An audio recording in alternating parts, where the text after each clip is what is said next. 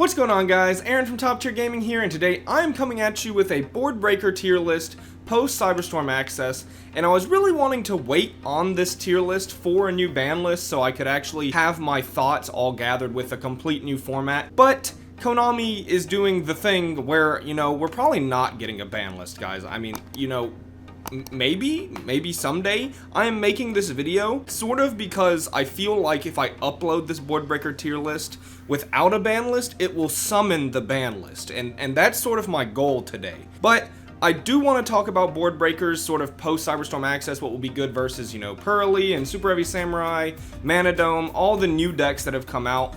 Gold Pride Punk, for example, but also keep in mind some of the decks we know are good, like Kashtira, and then sort of like say what I think about them, implying ban list implications.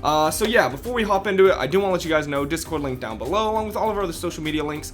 Also, I am trying to hit 15,000 subscribers, so if you do enjoy this Yu-Gi-Oh content, you like what you see here, feel free to like and subscribe. It really helps me out and what I do here on the channel. And without further ado, let's start ranking some board breakers. Alright, so the tiers are as follows. We have Meta, which are the cards that are going to be very good, and these are mostly cards that are always going to be in the side deck next meta because, like, you want to play more hand traps than normal, but you can main some of these if you'd like.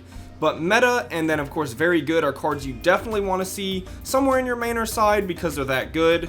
Good are cards that are like really solid options, but maybe not like you have to main them or they're very imperative in the format.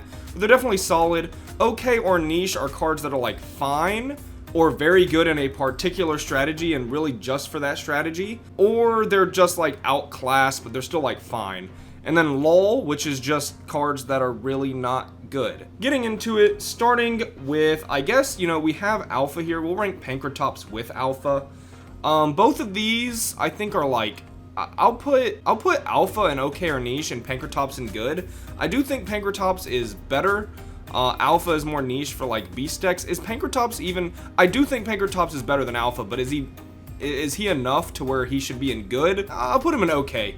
They haven't been that amazing in a while, and I don't think this format really changes that, so I'll put them both in okay. Ranking all the Book of Moon cards, these are a big one, right? Because this one really, in my opinion, requires like some ban list knowledge, because if Kashtira is still in the format, then obviously the book cards are going to be very good versus that. I do think the Book of Moon cards are pretty good versus Pearly to an extent. I've definitely seen where, you can like draw phase, hit them with Book of Moon, and then they're forced to use their trap card there, or if they don't have their trap card, they just don't get any of their draws and their monsters gone, unless of course it's unaffected Noir, right? Then this card does absolutely nothing. So it's a little hit or miss, I think, versus Pearly. They're like very low impact versus Super Heavy Samurai because they just negate. But with Kashtira's fate on the ban list not really known, I think we do have to consider these cards with Kashtira in the format, where they're pretty solid. Now that being said, if, even if Kashtira makes it out almost unscathed, if Diablosis gets banned, these are less good versus Kashtira as well, in my opinion. They're still fine for a Rise Heart, but they're no longer amazing versus Shangri-Ira, so that was a lot of words and what ifs, right? Which is the biggest thing with this tier list. But I'm gonna put them all in good. Well, Book of Moon I'll say is very good. Book of Eclipse I'll say is very good. I'll put Lunar Eclipse in okay or niche. I think the only reason you'd be playing this card in particular is if you're a deck that really wants to discard cards for like cost and just have cards in graveyard. Something like Phantom Knight, Burning Abyss, decks like those, Tri-Brigade. This card is definitely just lol. And that's kind of how I'll put the book effects. Something like Droplets I think could be good, and I'll sort of put Chalice and okay or niche, ranking like just the effect negation cards. Droplets could be good, especially in your side deck, because it's like a solid card versus all the not specifically Kashtira or Pearly decks. So it's like fine enough versus super heavy. You're gonna have to discard a lot of cards, but if you're a one card starter deck, maybe. I wouldn't say this is great versus super heavy either, but versus things like Manadium, Gold Pride Punk, any rogue strategies, it is very solid. So I think this card could make a comeback if Kashtira goes away. That being said, I'm not really confident, even if Kashtira goes away, that this is like still solid. This card's pretty good versus branded-ish as well. But because of Gimmick Puppet, you're still like locked. So I think these are okay or niche. Again, Droplets is fine in the same decks that Lunar Eclipse would be good.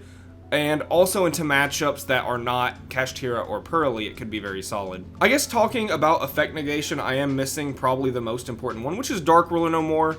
And I'm going to place this in meta, which feels weird because, like, my thing is Super Heavy Samurai is definitely the deck people are talking about the most. And this card just is very strong against Super Heavy Samurai, but because Spell Canceller is an option they can go for, I'm not even sure how strong this card is going to be versus its best matchup, and so I'll put it in very good, because I feel like this card in particular is one that Spell Canceller is huge for, and then they still have like 3 hand traps maybe to back it up even, so I think Dark Ruler is going to be very good, one of the better options, but maybe not like the best, simply because there is counterplay. And it doesn't hit every matchup, right? Like this card versus Pearly is not that great. This card versus Kashtira is usually pretty mid. It has some fine matchups, but overall it's not super amazing. It's not good versus Math Mech either, which is something I haven't been talking a lot about.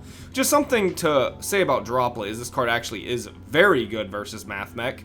Tempted to put it back in the good tier. You know what?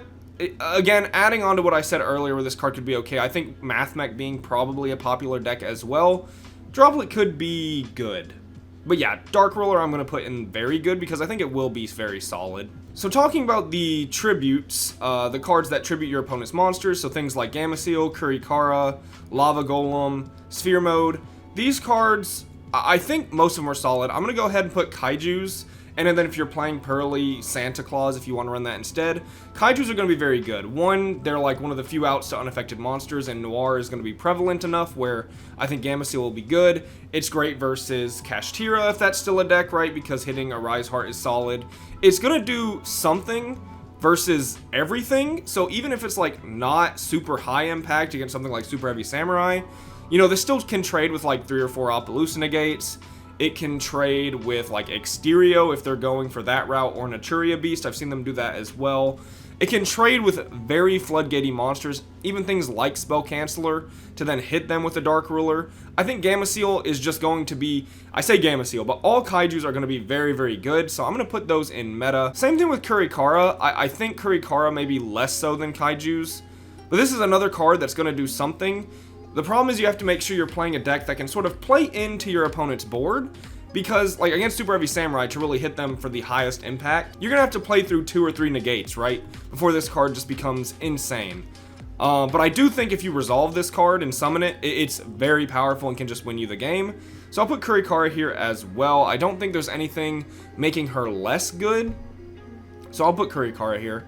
Lava Golem and Sphere Mode, I'll put in very good. I think these are fine options, especially it depends on what decks are really going for, but I do think Super Heavy Samurai pretty much always is playing in a Sphere Mode, so Lava Golem and Sphere Mode versus that deck is very good. If Kashtira still has Diablosis, these will still be fine. Fine enough, right? You don't know if they're going to go for the Zone Lock or not, but I do think these are solid, but less good than Gameciel and Kurikara, just because these cards are more consistent and are always going to do something, while these might do nothing.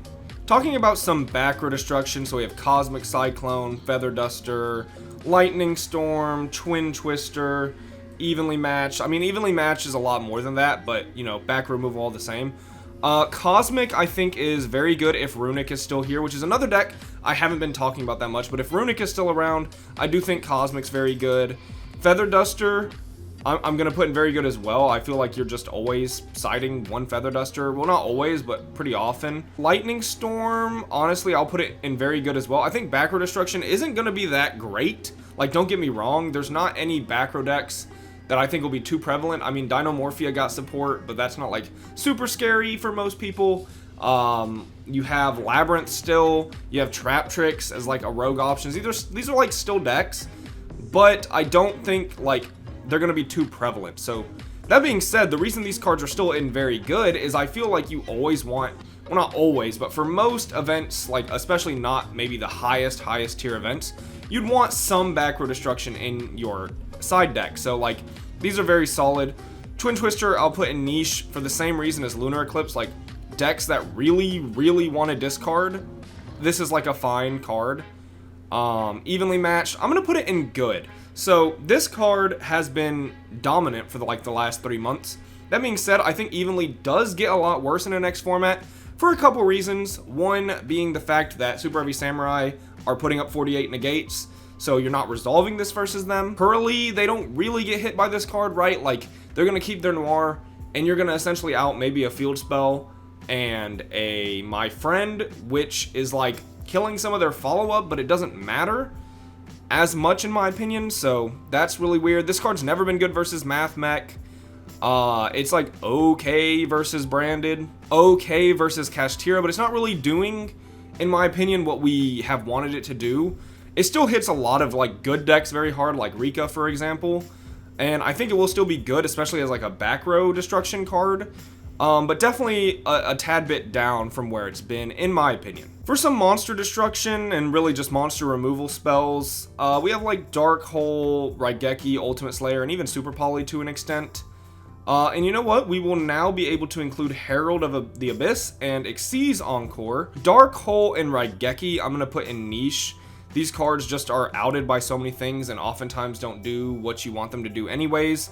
They're just severely less good Dark Rulers. Now, if Ibli becomes very popular, or like Ra's Disciple, if like Gimmick Puppet gets banned, then Dark Hole has a niche, and I think it could even be good to an extent just for those cards. But there's also cards like Econ that kind of do that job a little better as well, I'd say. So I'm gonna put these here. Ultimate Slayer, I think again it's just not really Ultimate Slayer's format. There's like not enough reason to play this versus Super Heavy Samurai, even though it's not that bad. And again, like if they put up Spell Canceller, it's just worse than Dark Ruler. And then like you have to be playing a deck, I think, that can really use this card to its maximum potential, something like Fluandereeze or a trap deck, or a deck with quite a few extra deck slots. And then this isn't really doing anything versus Cash or Pearly or even Math Mech, so I don't think this is the format for Ultimate Slayer, but I'm hoping this card becomes good eventually. It's a really cool card, and I really hope that it gets its time eventually. Super Poly, I think, is okay if you're running stuff that it's good for.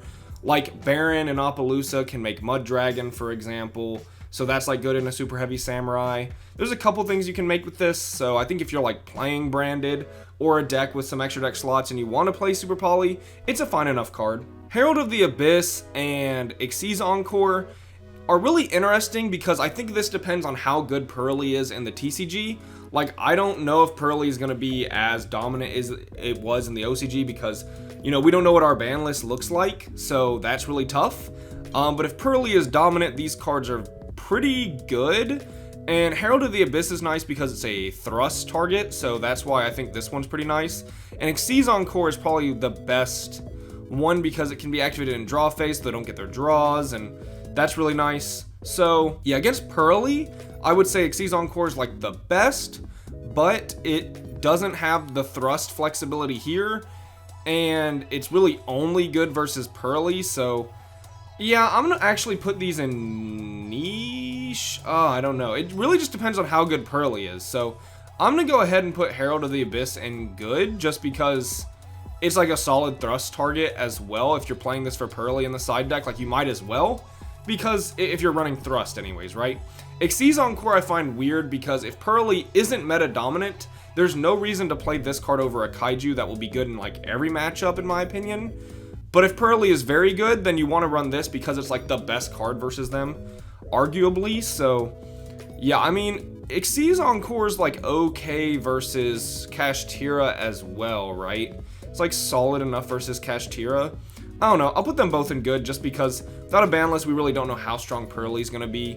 But I hope my reasoning is enough to explain what I think of these cards. So yeah, I'm going to put them both here. For the last 4 cards, we have like the steal your opponent's stuff, but obviously tactics is way more than that. I'm just going to put Talents in meta because while this card is like a board breaker and it's on this tier list, Talents is so much more than that. It's like a good go first card, good go second card. It's extremely high impact no matter which effect you're using, just about. So yeah, Talents is going to be in meta. I think Thrust is good. It's not like super amazing, but I do think Thrust is really solid and can search you some good cards. Problem is, like, Evenly is less good, so there's not as much reason to search that, but it will partner up with Herald of the Abyss versus Pearly okay enough. It's just like, it doesn't have too many amazing matchups. You're probably not resolving it versus Super Heavy Samurai, and like Talents is usually just better in my opinion, so it's like you should probably just play Talents instead. But I do think Thrust in some decks like Exo Sister is like pretty good because you can set engine traps. So I'll put this in good. Change of Heart I also think is like fine. I'll put it in good. I'll put it in okay. I guess I don't really have a strong opinion on Change of Heart. And then Econ, I'm also going to put with Change of Heart as well. I think this card's solid, but not that good into next format. And, well, I mean, the fact that it's, like, chainable and it's good going first or second, I'll put this in good. I think it's better than Change of Heart. And, again, if like, Puppet gets banned, then Econ's very nice to be able to tribute things like Ra's Disciple or Ibly. So yeah, I'll put Econ in good and Change of Heart in okay. Alright, so that's going to be it for this tier list. Let me know what you guys think down below. This one's a little weird, definitely a little bit off from my normal tier list just because the ban list is looming over us and it is just not released, so that's always great.